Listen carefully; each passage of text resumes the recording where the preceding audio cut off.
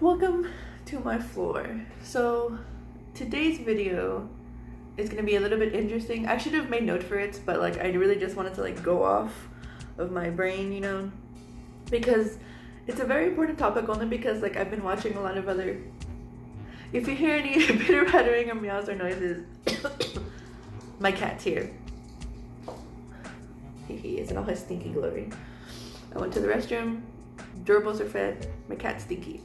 It's not necessarily super complicated, but I basically have been like a little envious with smaller, like they're bigger than me, but they're technically like small creators who basically just like have more like community engagement. They have more subscribers and like they get more views per video. And I'm trying not, like I tweeted about it and like I'll put them up here because like I'm really trying to be better and not bitter, but it's just like I work so hard and like I'm not getting any, I'm not getting like any recognition for it, but like, you know, it's fine, like it's not my time, or like the algorithm hates me, or like maybe I'm just not like uploading at the right times or not using the right metadata or whatever. So like I'm just gonna keep working on it. But I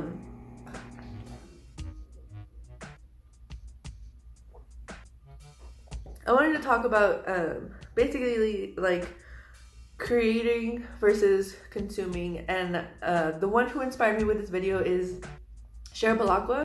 And I just can't take it anymore. I've got to go out and see the world like that guy did in The Alchemist. Like since I was young, I've always wanted to travel and have an adventure, and it's basically now or never for me. Like this whole summer, I've just been sitting on my bed being like, shit, I gotta go. Fuck. And another one by Terence McKenna. We have to stop consuming our culture. We have to create culture.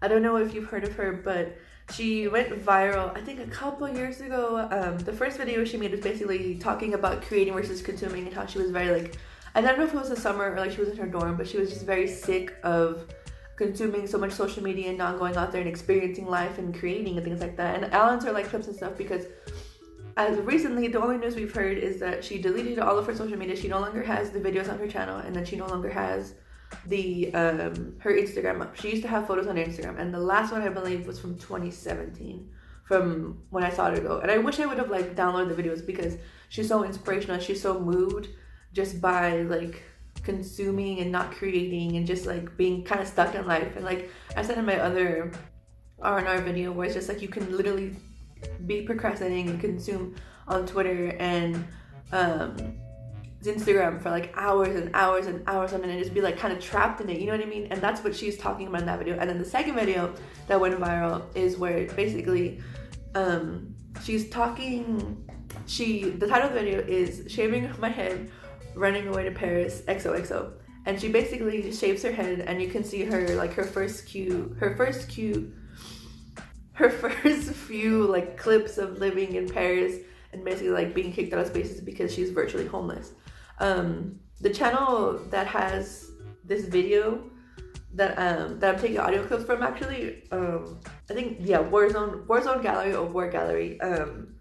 Basically, he has a little bit of, I don't know if it's he. They have a little bit of info on her. They basically like in all the comments like that people are just like, because I'm too like I'm worried about her, you know what I mean? Like she's basically like an icon. Like people used her, a lot of people used her content, got inspiration from her content to start their channels and to start making and creating and being innovative and DIYing and just living their lives. And I think that's really, really cool.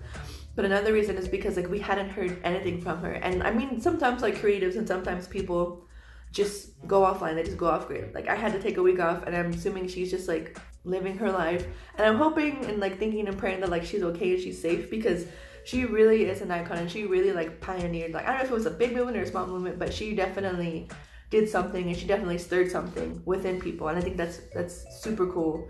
And I wish I could like talk to her, and I wish I could just like be like thank you for just like inspiring so many people, and thank you for actually doing something about it, because a lot of us don't.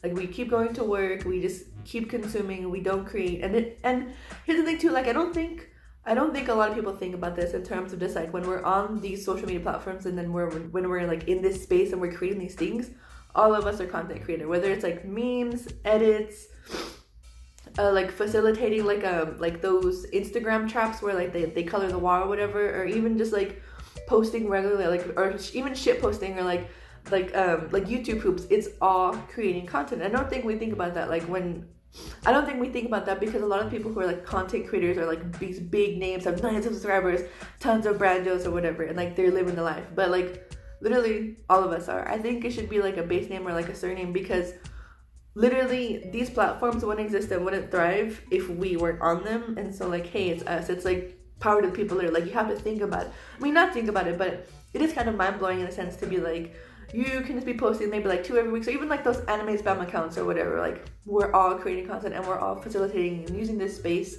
to share and to make other people gain money. You know what I mean?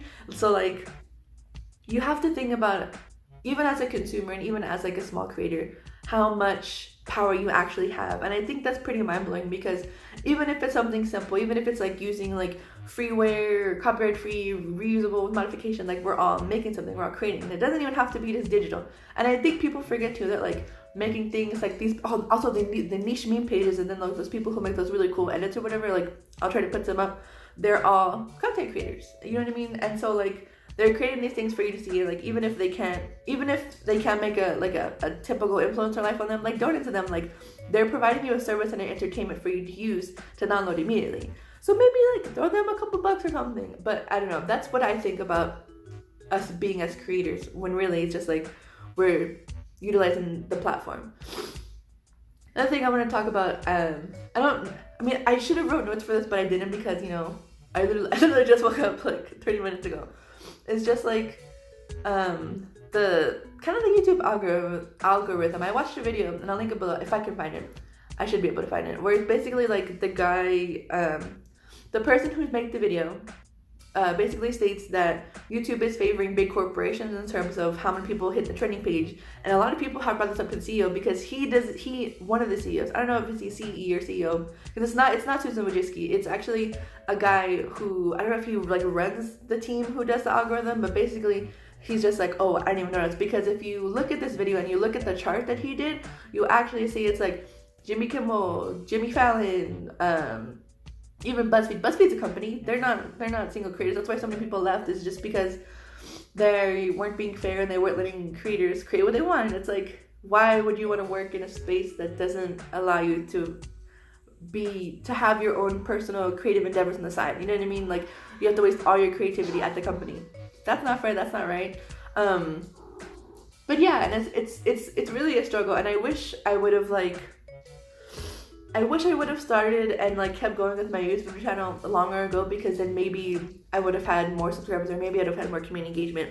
And it's just kind of upsetting to see like now, like even like some big like Let's Players, I think like James, and then I'm not sure about like Alex, and then even fucking Felix, they're just like, yeah, like YouTube is not necessarily a dying platform, but they're very, very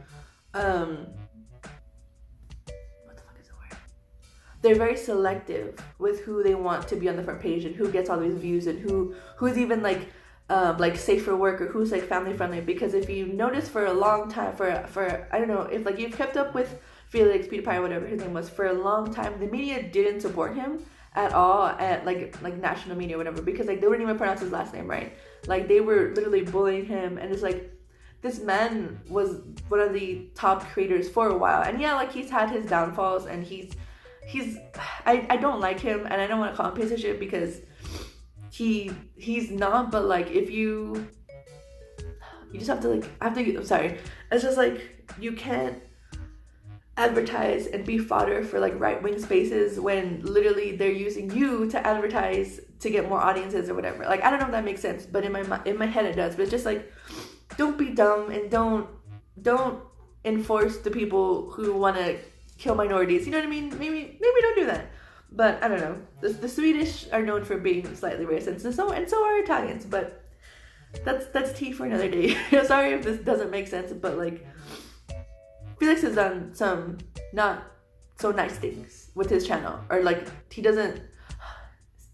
I don't know. I think men are dumb, but you know, that's just me being a misandrist. But yeah. So it's like basically, to summarize all of this nonsense that I'm trying to say in that latter half that's not inspired by char, balacqua, is basically that YouTube is becoming less of a space for creators and more for a basically company-sponsored money-making machine. And that's not what YouTube should stand for, and it's not what they should be in this age and date. And so it's just like like new creators, like all of us, we just have to wait for a hit to go viral, and then you get some subscribers flooding in. You know what I mean? Like, I think people like Sydney Lavin and Kaylee should be, both of them are kind of stagnating. Like, they haven't really grown a lot. Like, when I first subscribed to Kaylee, I believe she was at 60K, now she's at 80K, or maybe she's at 50K. But yeah, but now like she barely gets any engagement, and like YouTube, I mean, she had some hits that went viral, but it's just like, you literally have to force YouTube to like give you notifications for the subscriber, because for a long time, even in my own subscription box, I was getting unsubbed from creators that I liked, and I wasn't getting,